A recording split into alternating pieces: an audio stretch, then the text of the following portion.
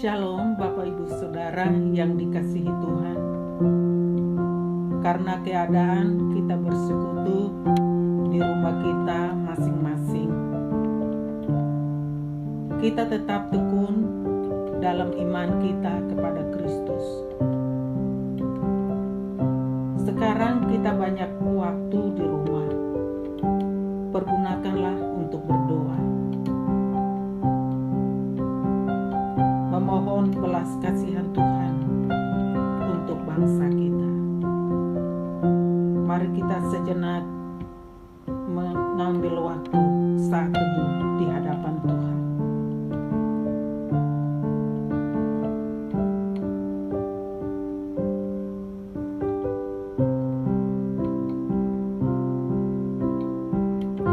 Mari kita angkat pujian bersama-Mu Bapa.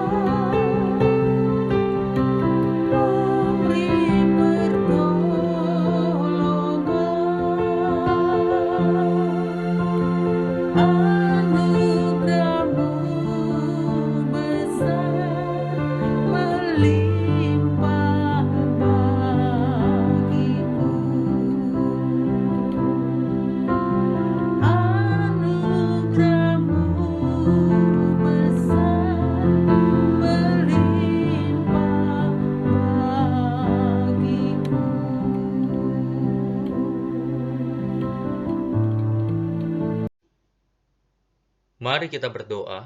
Tuhan Yesus, kami bersyukur kepadamu malam ini satu kali lagi kami boleh datang kepadamu. Di tengah-tengah minggu kami boleh berdoa kepada Tuhan. Kami menyerahkan untuk pujian, firman, dan doa syafaat yang akan kami naikkan kepada Tuhan. Di dalam nama Tuhan Yesus kami berdoa dan bersyukur. Amin.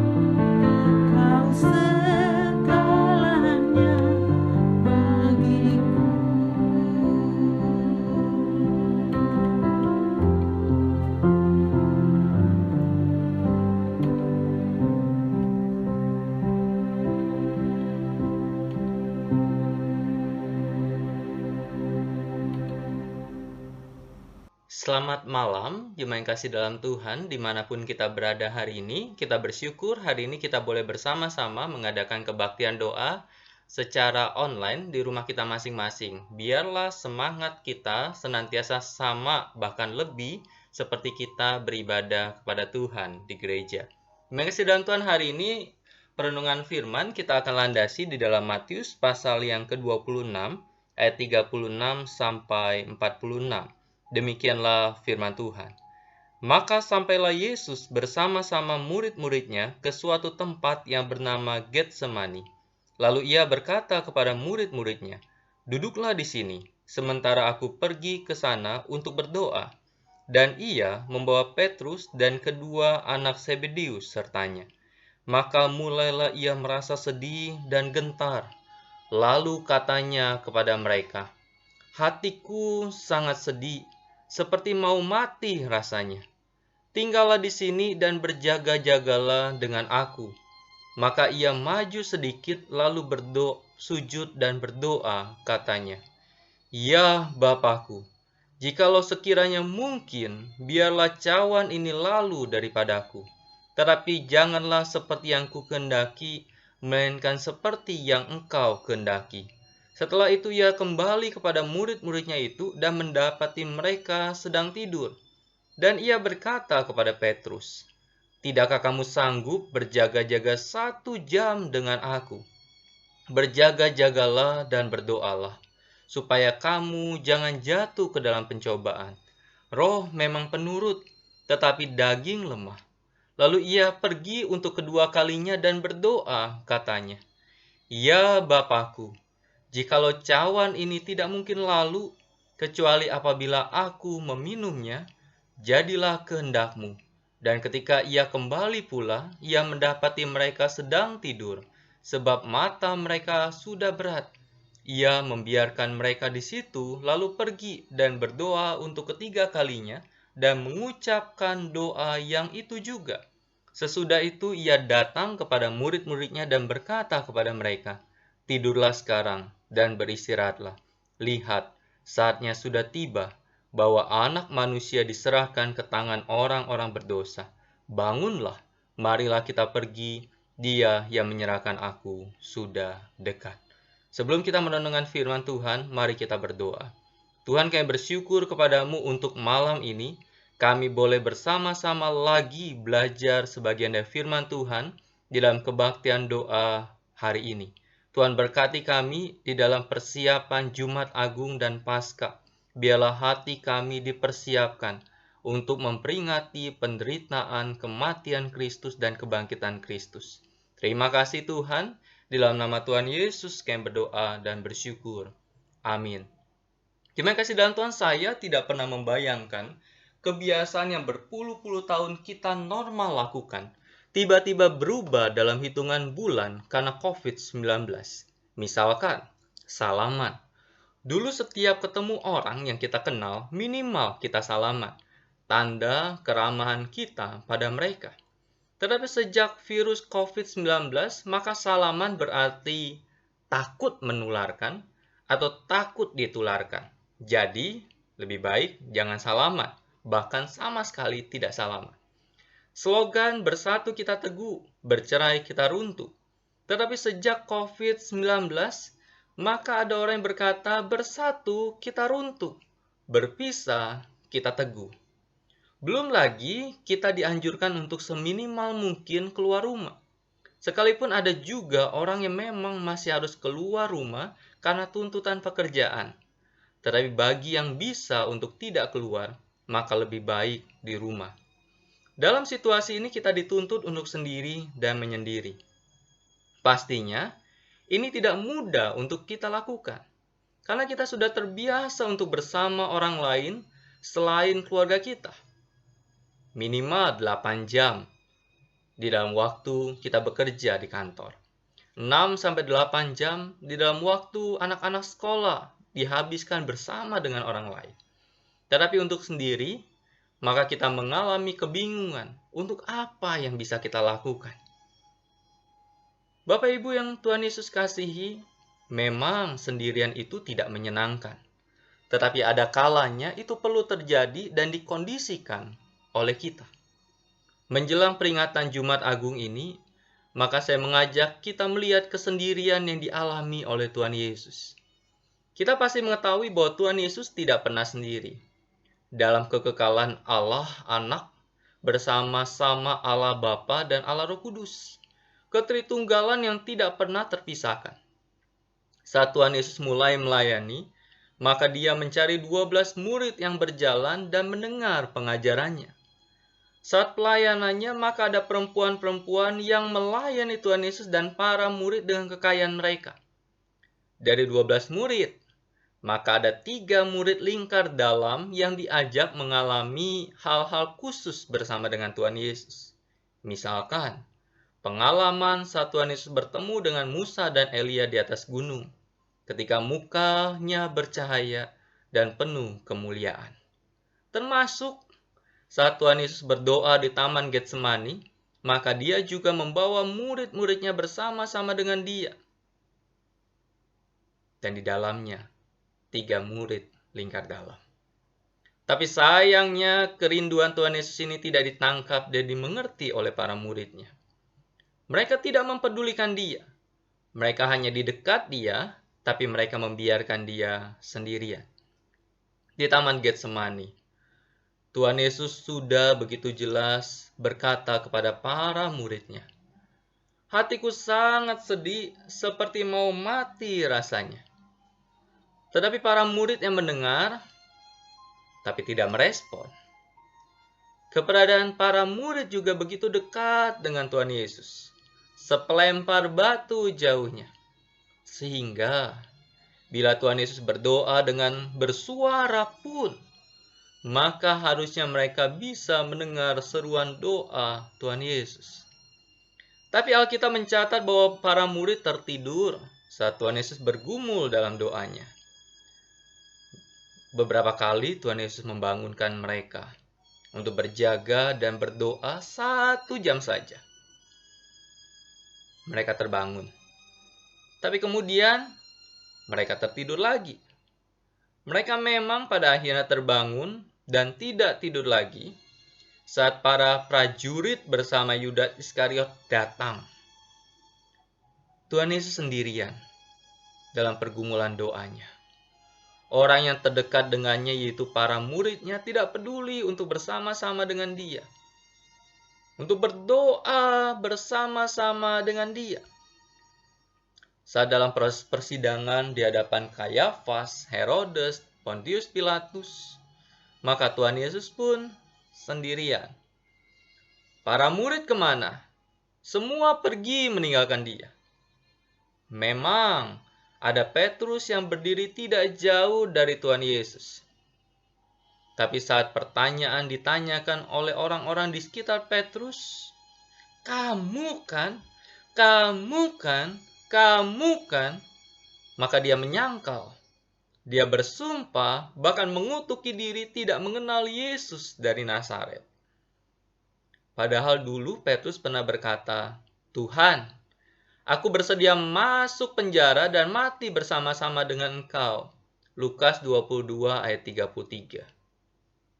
Saat peristiwa penyalipan, maka dia juga sendirian menghadapi semua itu.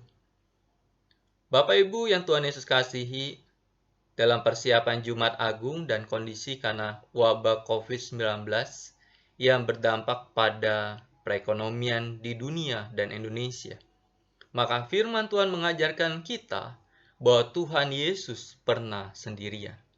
Tetapi dia menghadapi dan melewatinya. Dalam kesendirian seakan dia kalah, karena banyak orang pergi meninggalkannya dan tidak mau menyatakan diri mengenalnya. Tapi dalam kesendiriannya itu, dia menjalaninya. Karena dia tahu bahwa salib harus dia tempuh untuk penyelamatan setiap kita, saya dan Anda yang dikasihinya, agar kita diselamatkan. Karena itu Bapak Ibu yang Tuhan Yesus kasihi, bila saat ini Anda mengalami perasaan dan kondisi kesendirian, karena tidak ada keluarga yang bersama-sama dengan Anda saat ini di rumah, karena keputusan perusahaan yang harus merumahkan Anda dari pekerjaan yang selama ini Anda sudah bekerja secara maksimal. Karena toko, pabrik, perusahaan Anda harus berhenti berproduksi karena tidak ada yang membeli produk Anda. Karena sakit yang mengharuskan Anda terbaring di atas ranjang rumah sakit dan di dalam kamar Anda. Karena penolakan yang Anda alami karena kondisi Anda. Kondisi-kondisi ini pasti menimbulkan perasaan tidak berharga, terbuang, tidak dipedulikan, dan kesendirian melewati pergumulan ini. Tapi percayalah, sebelum Anda mengalami kondisi kesendirian ini, Tuhan Yesus Kristus telah mengalami itu terlebih dahulu. Dia tahu rasanya kesedihan, tidak enaknya sendirian. Karena itu dia menjanjikan bahwa kita tidak akan sendirian. Dia berjanji akan menyertai kamu senantiasa sampai pada akhir zaman. Dia juga berjanji adanya Roh Penolong, yaitu Roh Kudus yang akan tinggal di dalam kita dan akan menjadi penghibur dan penyampai pergumulan kita saat kita tidak mampu lagi untuk berdoa kepada Allah. Jadi, bagi Anda yang saat ini mengalami kesendirian, percayalah Anda tidak sendiri, karena Tuhan selalu hadir dalam hidup Anda. Karena itu saat Anda mengalami perasaan kesendirian, maka berserulah kepadanya dan senantiasa berelasilah dengannya.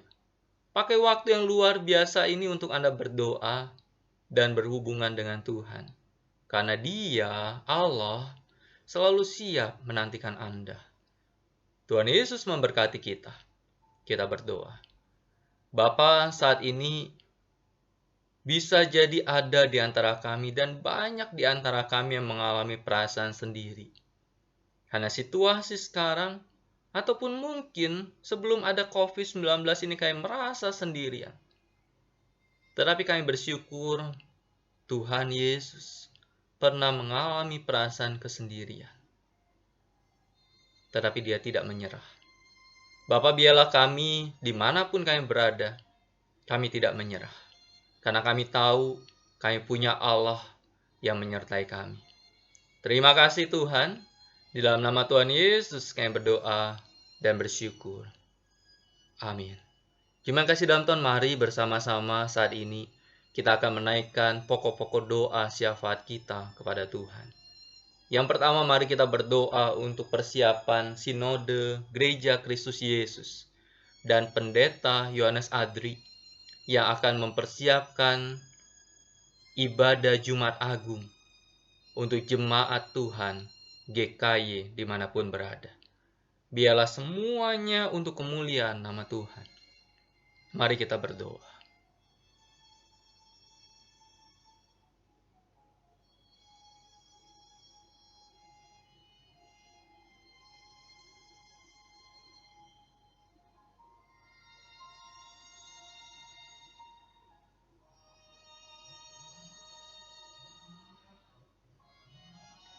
Yang kedua, mari kita berdoa untuk orang-orang Kristen dalam refleksi Jumat Agung di tengah situasi COVID saat ini.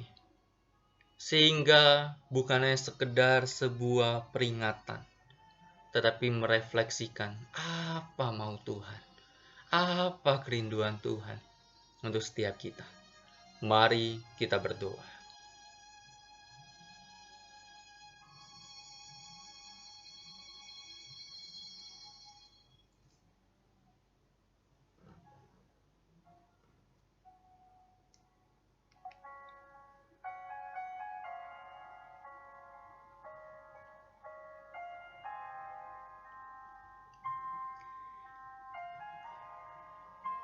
Yang terakhir, mari kita berdoa untuk penjagaan Tuhan bagi setiap orang agar wabah ini segera berakhir. Mari kita berdoa.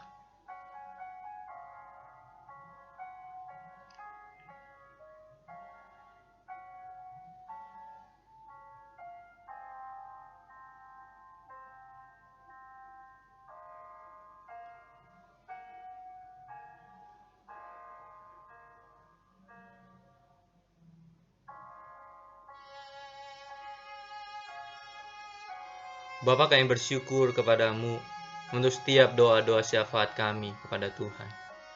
Biarlah Allah yang menyertai kami adalah Allah yang akan menolong setiap kami. Di dalam nama Tuhan Yesus kami berdoa dan bersyukur. Amin.